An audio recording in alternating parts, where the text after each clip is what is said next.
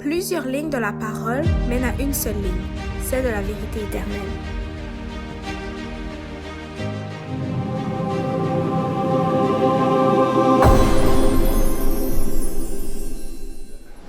Bonjour à tous et à chacun et bienvenue à ceux et celles qui sont parmi nous. Donc, aujourd'hui et la semaine prochaine, on aura à voir deux prédications pour terminer l'année, donc et débuter l'année aussi, puisque la semaine prochaine, on sera le 1er janvier. Et donc, pour terminer l'année, on va terminer l'année avec une prédication liée à une histoire justement populaire au Québec et aussi en France.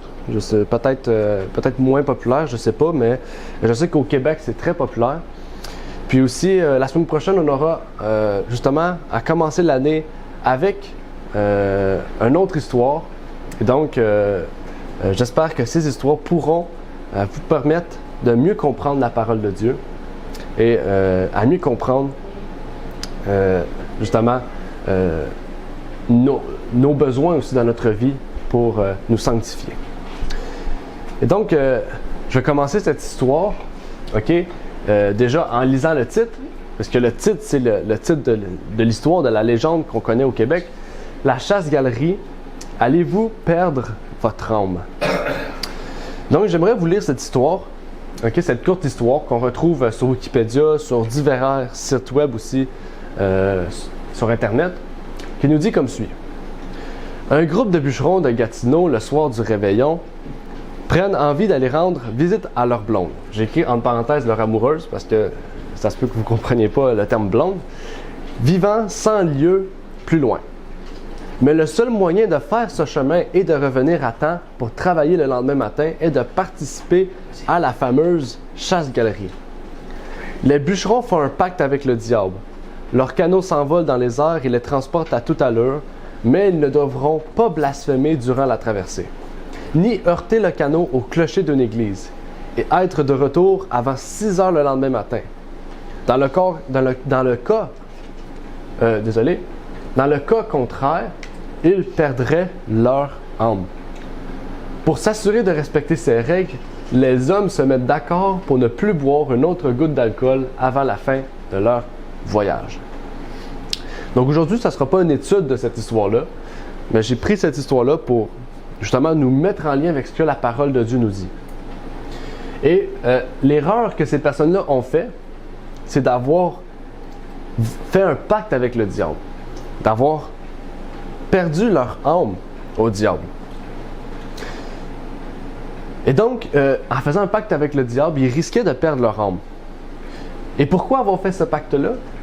En fait, pour arriver à temps au réveillon et revenir le lendemain matin au travail. En fait, les choses de la vie leur auraient pu coûter le prix de ces âmes précieuses. Mais ce n'est pas le but du jour, en fait, de parler de cette histoire-là, mais le but de cette histoire, c'est de nous faire comprendre que est-ce que nous voulons perdre notre âme au prix des choses de la vie? Est-ce que nous voulons pactiser avec le diable au prix de perdre notre vie? Et en fait, on va voir ce que la Bible nous dit avec ce propos. Et avant de commencer, j'aimerais pouvoir prier avec vous. Donc, on va faire une courte prière et je vais me mettre à genoux pour prier.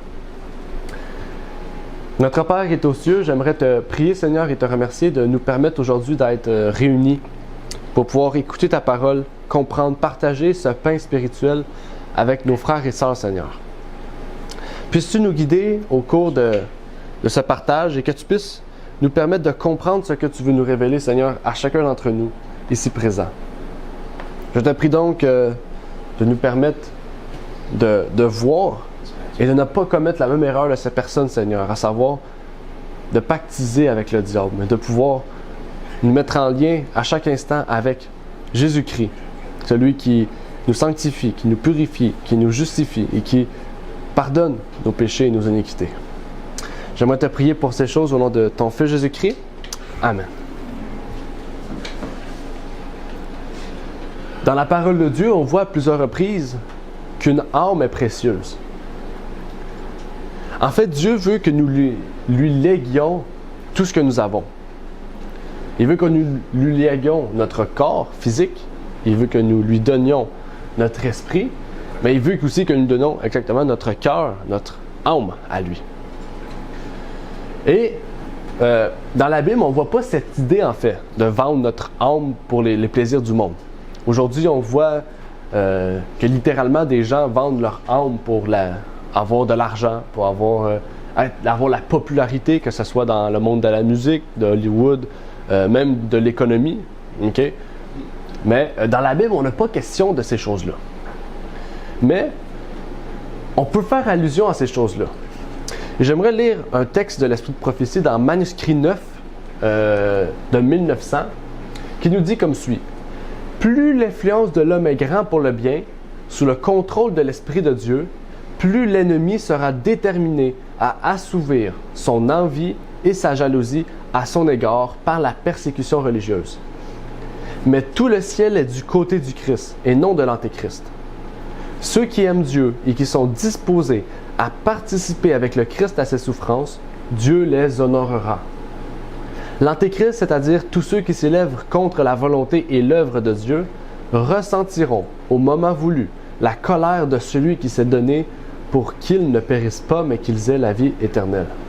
Tous ceux qui persévèrent dans l'obéissance, tous ceux qui ne vendront pas leur âme pour de l'argent ou pour la faveur des hommes, Dieu les inscrira dans le livre de vie. Donc on comprend bien ici que on peut vendre notre âme pour mammon.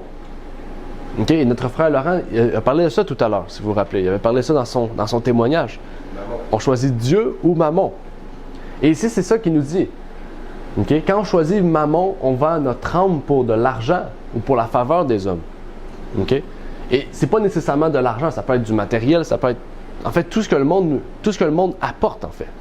Okay? Ça ne veut pas dire qu'on ne peut plus parler à des gens qui ne sont pas chrétiens, on ne peut plus aller travailler. Non. Ça veut dire que notre vie, okay, notre façon de mener notre vie doit être en parfaite union avec celle du Christ et non pas celle du monde. Et ça dit ici, tous ceux qui persévèrent dans l'obéissance, tous ceux qui ne vendront pas leur âme pour de l'argent. Donc notre but, c'est d'obéir à Dieu. Okay? Dieu nous invite justement à nous attacher à lui, à ne pas vendre notre âme au plaisir du monde, à mammon. Et aujourd'hui, j'aimerais pouvoir parler avec vous de cela, parce que là, j'ai parlé de l'âme, dans le titre, j'ai parlé de l'âme, ok? Il faudra voir qu'est-ce que ça veut dire l'âme, qu'est-ce que c'est l'âme, ok? Donc, on ne fera pas une étude aujourd'hui approfondie sur l'immortalité de l'âme, mais on va prendre différents textes bibliques pour comprendre ce que le terme âme veut dire. Et dans le monde chrétien en général, plus précisément dans celui qui croit en l'immortalité de l'âme, donc la plupart des chrétiens, okay, pour eux, l'âme et l'esprit, c'est la même chose. Okay? Donc, quand on meurt, notre corps reste en terre, mais notre esprit, notre âme va au ciel. Okay? Ça, c'est dans le monde chrétien. Mais on va voir aujourd'hui que la Bible nous montre bel et bien que l'âme et l'esprit sont deux choses distinctes. Okay? Et donc, j'aimerais pouvoir entamer ce sujet avec vous en parlant de cela, pour qu'on puisse bien comprendre en fait qu'est-ce que ça veut dire perdre notre âme, qu'est-ce que ça veut dire vendre notre âme. Okay? Vous allez voir que c'est pas comme on le pense. Okay? Vendre notre âme, c'est pas perdre notre esprit.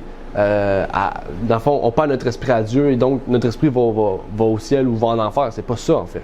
Okay? Pour commencer, le mot âme dans l'Ancien Testament veut dire nefesh. Nefesh. Et on retrouve 10 définitions de ce terme dans la parole de Dieu. On retrouve âme dans Genèse 2, verset 7. On retrouve la vie dans Genèse 1. La personne, la volonté, le cœur, le corps ou le corps mort, okay, selon si c'est un corps en vie ou un corps mort. On représente le plaisir, l'appétit, le désir, toutes choses.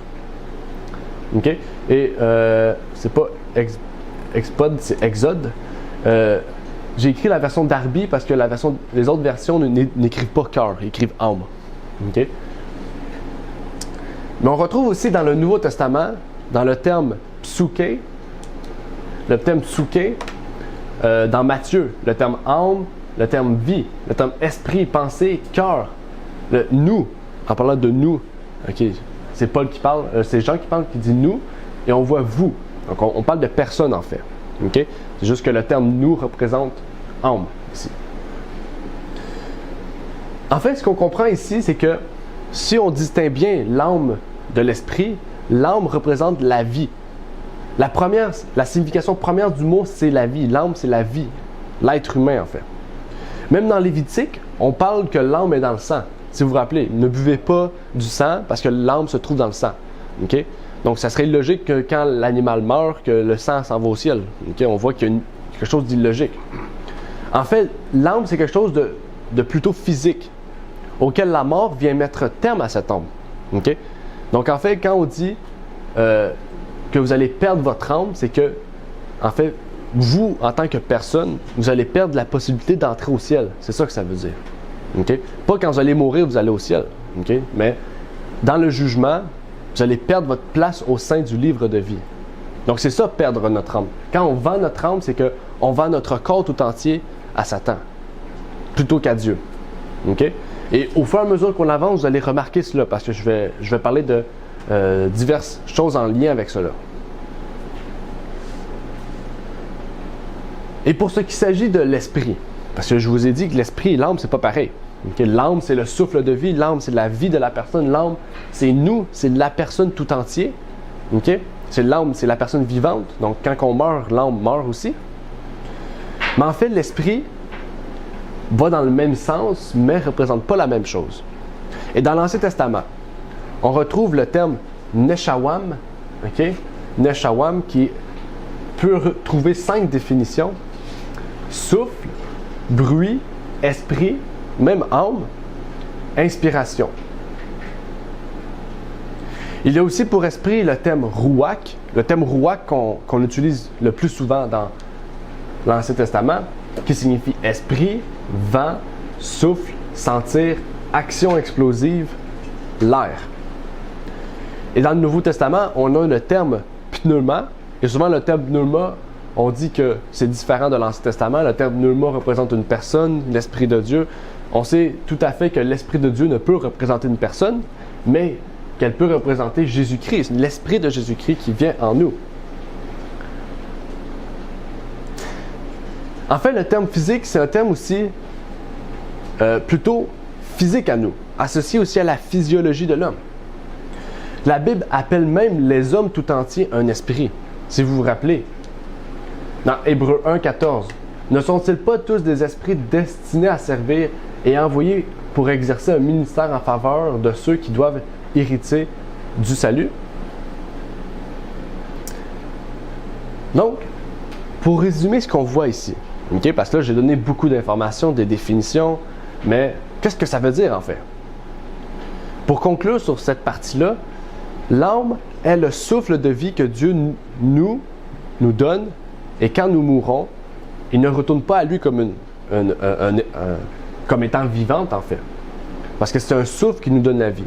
Et donc quand on s'éteint, quand on trouve la mort, l'âme décède avec notre corps. Okay? Parce que l'âme fait partie de notre corps. C'est pas un être séparé, c'est pas une partie séparée de notre corps. Et en fait, l'esprit, c'est ce qui nous permet de discerner. L'esprit, c'est le discernement entre le bien et le mal. Et la question reste présente, dans le fond. Puisque l'âme, c'est la personne, c'est nous, notre chair. Que faites-vous de votre âme? Qu'allez-vous choisir comme choix? Allez-vous vendre votre âme à Mammon ou à Dieu? L'apôtre Paul nous dit comme suit, dans 1 Thessaloniciens 5, verset 23. « Or, que le Dieu de paix vous sanctifie lui-même, tout entier. » C'est quoi l'être tout entier? « Et que tout ce qui est en vous, l'esprit, l'âme et le corps, soient conservés irrépréhensibles lors de l'avènement de notre Seigneur Jésus-Christ. » Donc, Dieu demande à tout notre corps, notre esprit, notre âme et notre corps, ok, qui ne sont pas 3 choses distinctes, mais ce sont les choses qui forment l'homme. Et quand on meurt, en fait, on n'a plus accès à ces choses-là. Okay? La Bible nous dit que l'homme meurt et ne se rappelle plus de rien. C'est comme un sommeil profond. Et pour nous mettre en lien avec la légende, l'histoire québécoise qu'on a lue tout à l'heure, est-ce que les gens qu'on a trouvés dans la légende de la chasse-galerie ont conservé leur âme irrépréhensible? Est-ce qu'ils ont conservé leur âme irrépréhensible? Non, parce qu'ils l'ont vendue à Satan.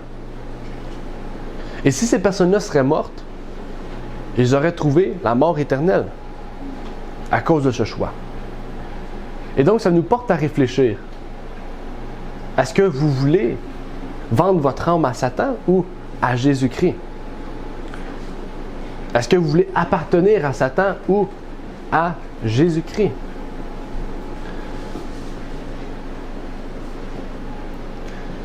Et Paul nous dit ici, dans le même texte que nous venons de lire, pour nous sanctifier, il nous faut conserver l'âme, l'esprit et le corps. Il nous faut conserver tout notre être en paix face à Dieu. C'est ça que Paul nous dit ici.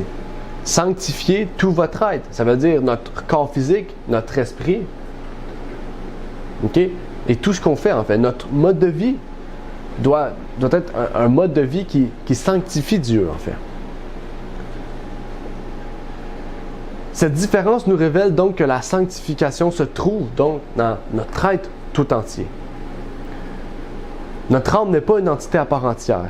Quand nous disons qu'une seule âme équivaut à une personne, alors nous pouvons bel et bien perdre notre âme, perdre notre vie éternelle, perdre notre place au sein du livre de vie. Dieu nous appelle à ne pas perdre notre âme dans les choses du monde, à ne pas séparer notre esprit des choses de Dieu. Et la servante du Seigneur nous dit dans Parabole de Jésus à la page 38, « Tout ce qui éloigne de Dieu, tout ce qui ravit les affections dues au Christ, est un ennemi de l'âme. » Tout ce qui éloigne de Dieu devrait être notre ennemi. OK? Il dit ici, un ennemi de l'âme, c'est l'ennemi de la personne. OK?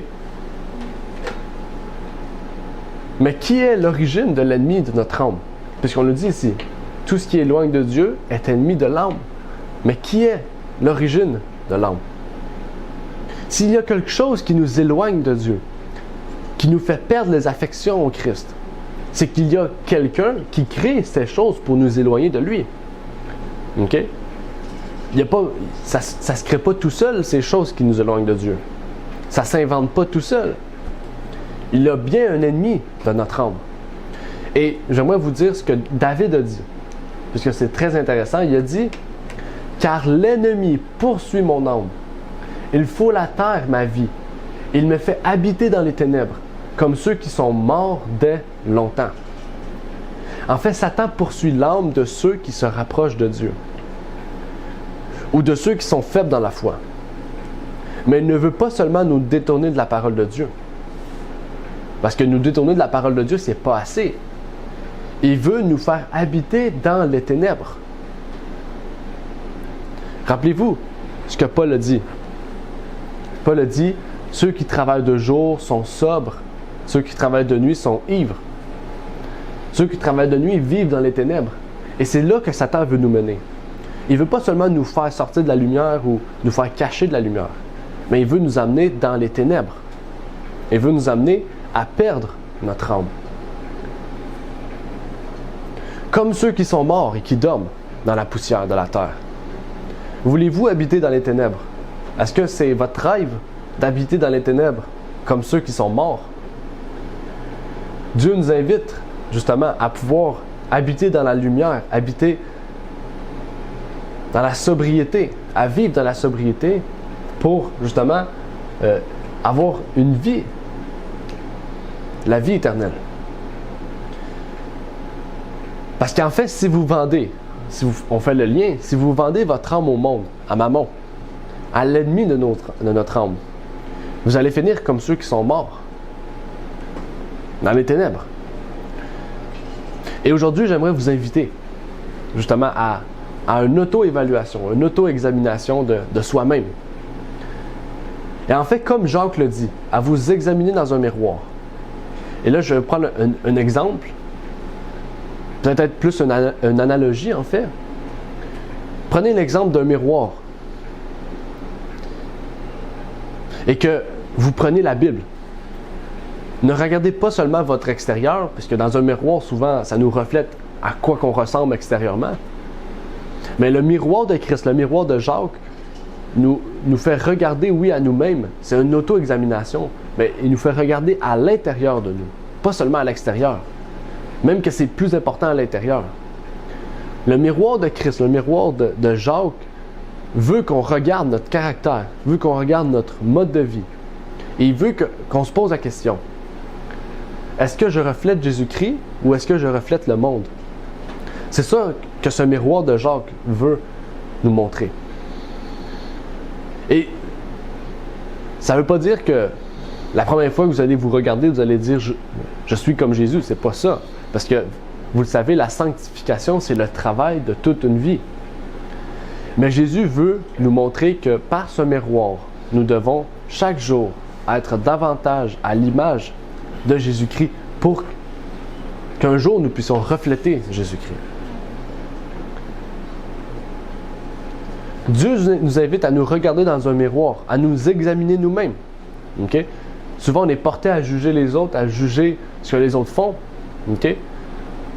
Oui, si quelqu'un fait quelque chose de mal, il y a une façon de le dire. On ne peut pas juger l'autre. Okay?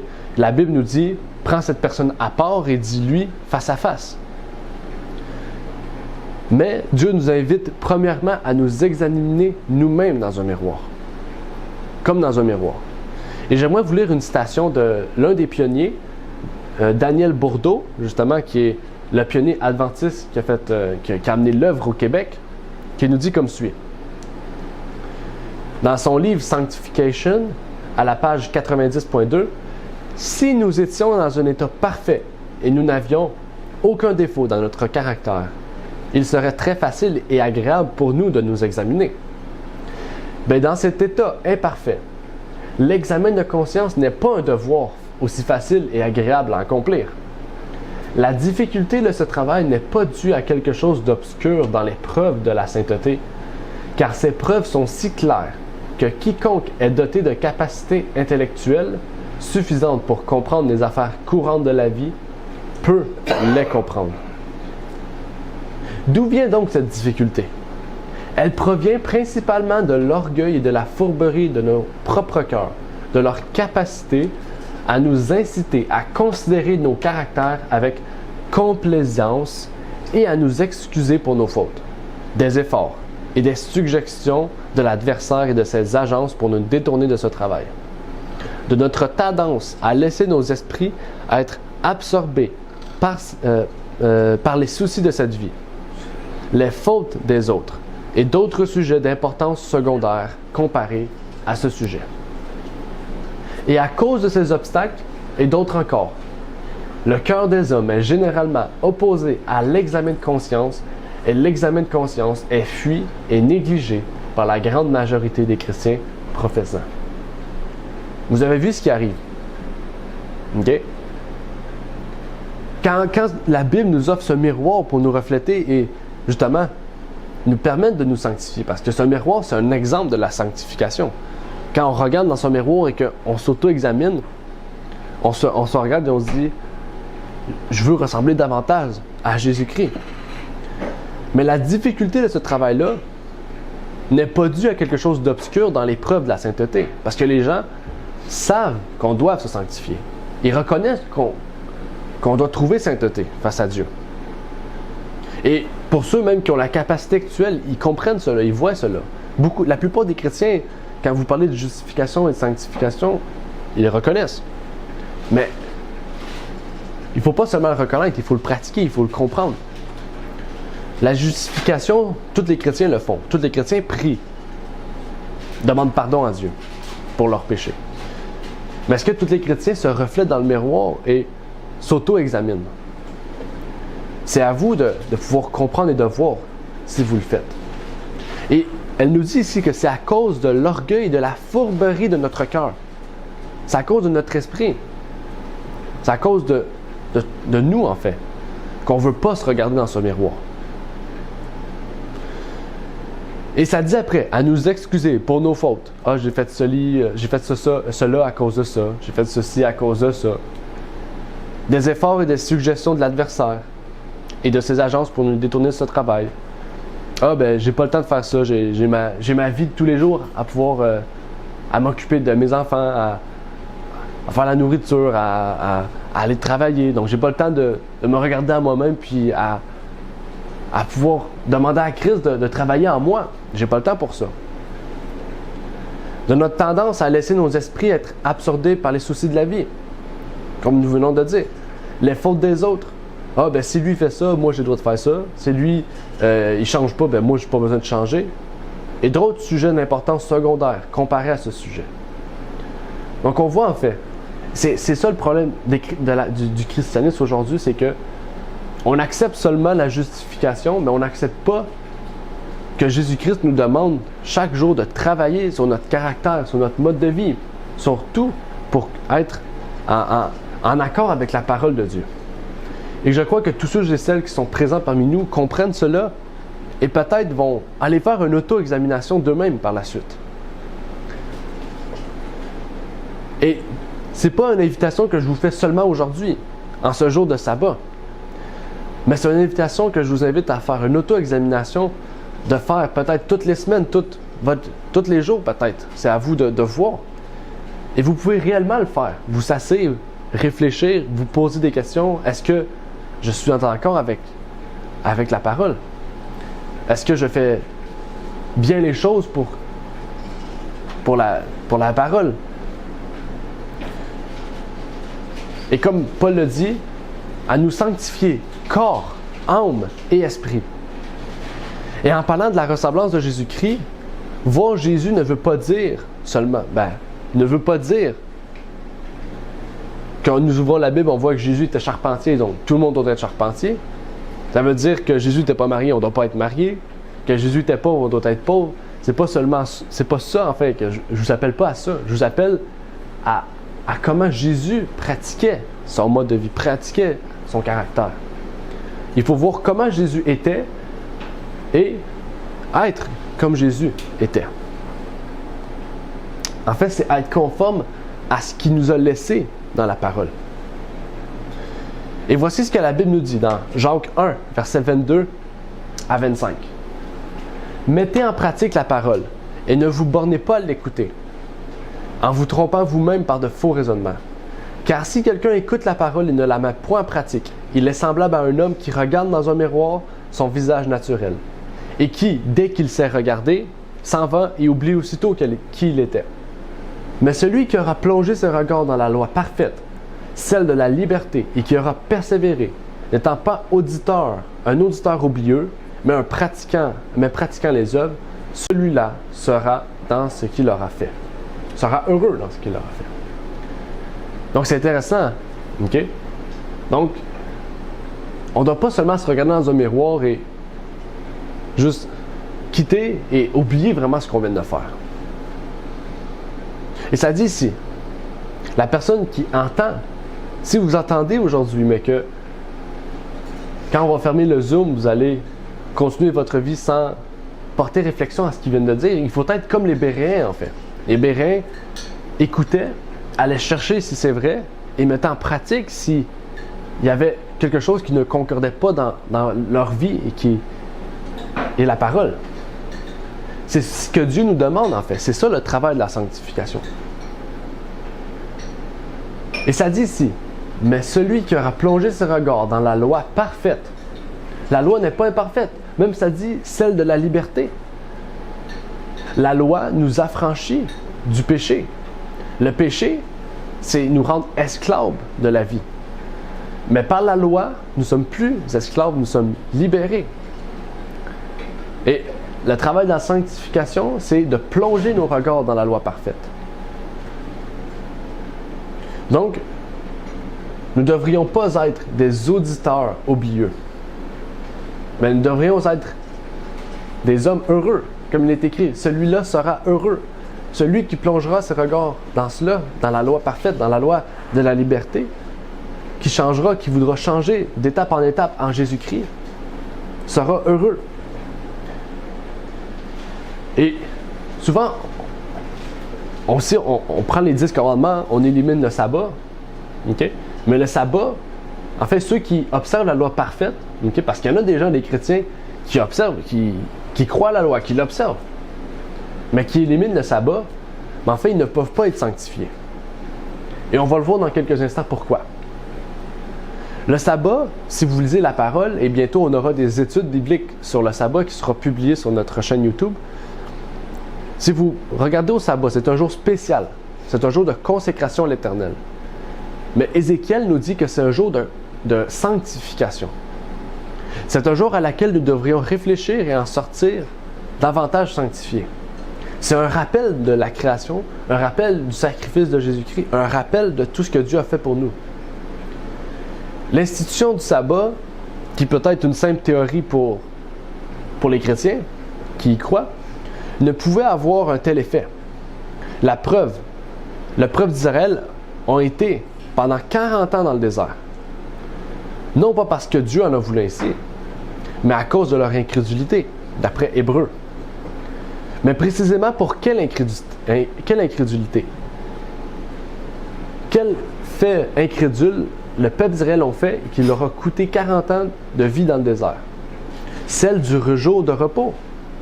Parce que Dieu a dit, je vais vous faire quitter de l'Égypte pour vous emmener dans mon repos. Mais Hébreu nous dit que le peuple d'Israël n'a jamais été dans le repos de l'Éternel.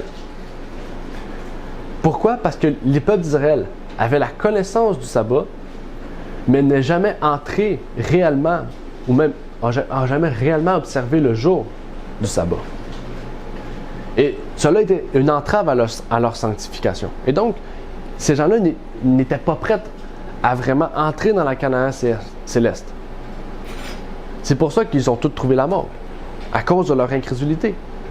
Et même Josué et les personnes qui sont entrées n'ont pas trouvé le repos. C'est ça que Hébreu nous dit. Ils n'ont pas trouvé le repos de leur âme, parce qu'ils n'avaient pas compris réellement le but du sabbat, qui était un jour qui allait les sanctifier. Et donc, en négligeant ce jour-là, ce commandement-là, c'était un risque de perdre leur âme et de sombrer dans les ténèbres. Pourquoi? Parce que ceux qui veulent suivre Jésus-Christ auront aussi un ennemi plus grand à leur trousse. L'ennemi de nos âmes, Satan. Mais Jésus-Christ nous permet de vaincre cet ennemi. La connaissance de la parole, est la porte à une pratique de cette parole. Elle est une porte à nous tourner vers la loi parfaite, la loi de la liberté. Enfin, la connaissance nous amène à la foi, parce qu'il faut connaître Jésus-Christ pour croire en Jésus-Christ, et la foi nous amène aux œuvres. Nous devons donc encore plus regarder dans le miroir et voir si le sabbat est pour nous une simple connaissance ou une réelle observation, une réelle sanctification. Et comme je vous ai dit tout à l'heure, Ézéchiel 20, verset 12 est le texte qui nous démontre cela. Et en lien avec cela, j'aimerais vous lire une citation de E.G. Waggoner dans The Gospel in Creation qui nous dit « La bénédiction du sabbat est la bénédiction de la sanctification.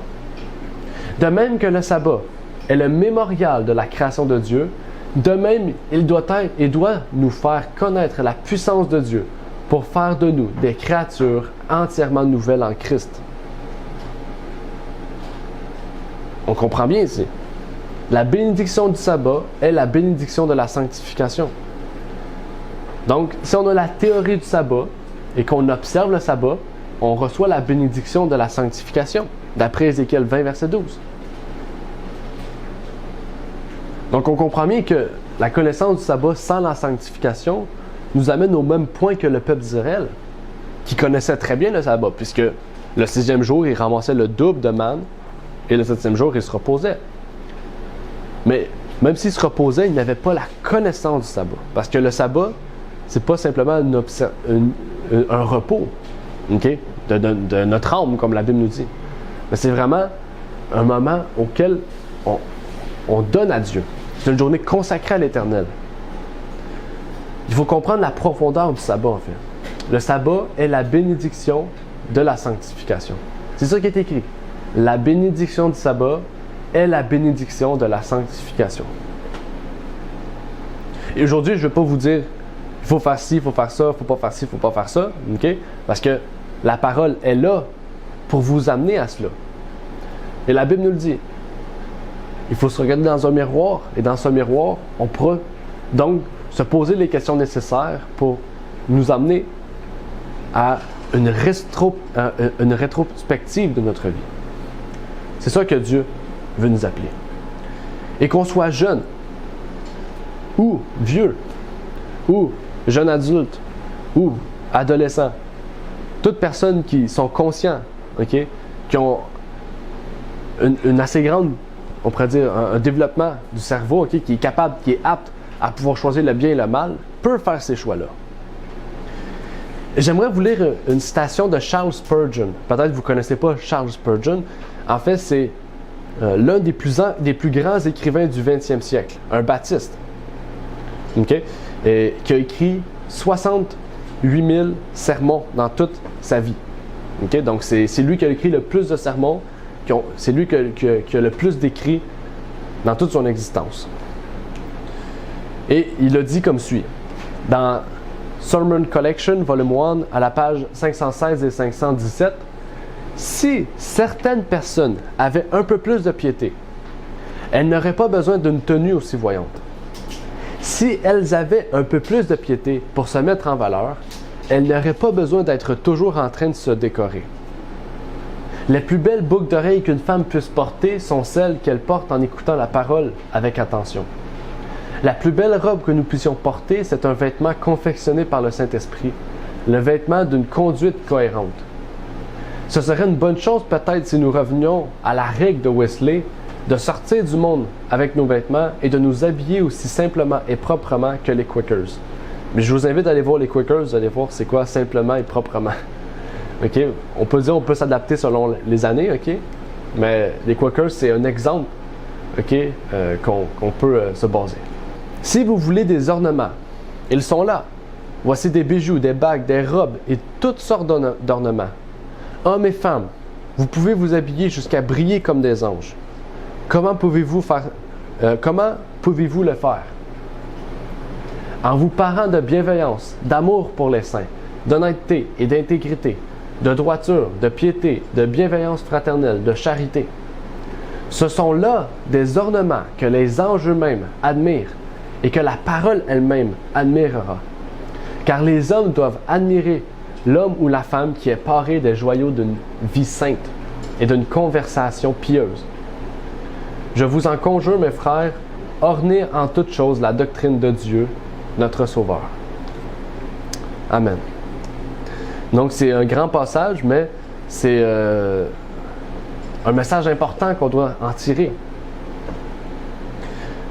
Vendre notre âme ne consiste pas seulement en un pacte de sang avec Satan, comme on peut y penser, mais nous pouvons vendre notre âme pour de l'argent, pour de la drogue, pour du matériel. En fait, à tout ce qui est inverse de Dieu, à tout ce qui est inverse à ce que Dieu veut du bien pour nous. Et donc, on peut perdre même dans ces biens, on peut perdre notre famille, on peut perdre des amis, mais on peut perdre aussi notre âme. Et donc, on peut perdre Dieu. Aujourd'hui, en ce dernier sabbat de l'année, parce que c'est le dernier, avant le premier qui est samedi prochain, je vous invite à une réflexion, à une rétrospection de votre vie. Et j'aimerais terminer avec quelques autres passages, et surtout une citation de Spiritual Gift au volume 1, à la page 264. « L'espoir de la vie éternelle n'est pas à prendre à la légère. C'est un sujet qui doit être réglé entre Dieu et votre propre âme, réglé pour l'éternité. Un espoir supposé et rien de plus sera votre ruine. Avoir seulement un espoir ne pourra pas vous sauver. Un espoir est une espérance sur laquelle nous ferions tout pour nous reposer. Tout pour que cet espoir puisse s'accomplir. En fait, un espoir, on le voit, on le voit peut-être dans plusieurs choses, en fait, que ce soit dans des livres, etc. On voit que quelqu'un qui a un espoir, c'est quelqu'un sur lequel, en fait, il met toute sa vie sur cet espoir-là. Un espoir, c'est quelque chose sur lequel on espère sans savoir vraiment si c'est réel. Mais nous, on est chanceux.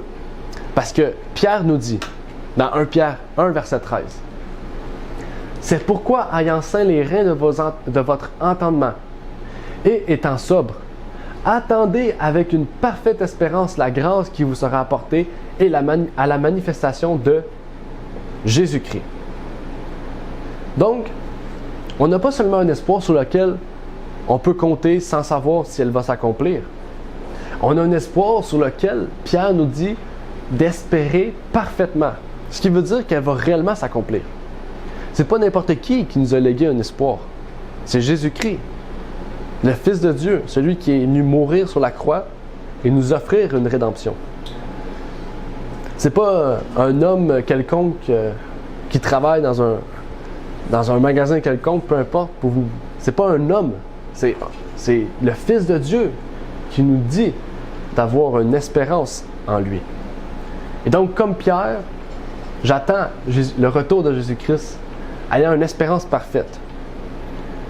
Mais avoir une espérance parfaite nous amène justement à ce que la parole nous dit, à nous justifier, à nous sanctifier, à nous regarder dans un miroir et pas seulement nous regarder et partir et oublier qui on est, mais à nous regarder et à nous contempler avec une jalousie pour rechercher Jésus-Christ dans notre vie, rechercher davantage à ressembler à Jésus-Christ.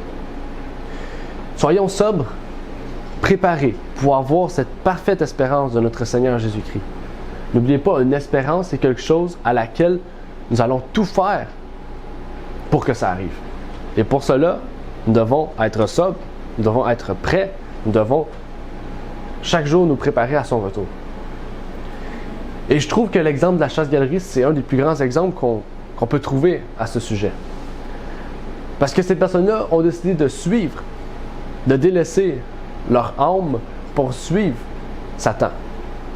Mais nous, justement, nous voudrions vendre notre âme, pas pour des choses matérielles, mais pour notre vie éternelle. On ne veut pas perdre pour ce monde notre vie éternelle, mais on veut perdre ce monde pour la vie éternelle. En fait, s'unir au monde et donc entrer dans ce canot comme ces gens l'ont fait, c'est perdre notre centre d'attention, perdre notre Jésus-Christ. Et donc, comme Job, comme Moïse, comme Noé, comme Enoch, comme Abraham, il faut demeurer ferme, passer au travers des épreuves, puisque chaque jour, ça sera de plus en plus difficile pour ce monde. Mais chaque jour, nous devrions avoir cette parfaite espérance qui nous donne la foi, la force, malgré la difficulté d'avancer, puisque nous savons que nous avons un Sauveur merveilleux qui nous permet d'avoir une espérance meilleure sur une nouvelle terre restaurée. Donc, que Dieu vous bénisse. Je vais terminer par une courte prière et par la suite, nous allons faire le chant de clôture. Notre Père qui est aux cieux, j'aimerais te prier, Seigneur, pour te remercier de nous permettre aujourd'hui d'être réunis pour étudier ta parole. Tu nous permets aujourd'hui de comprendre et de voir que tu veux que nous regardons, que nous nous examinions dans un miroir, Seigneur. Mais que nous n'en sortions pas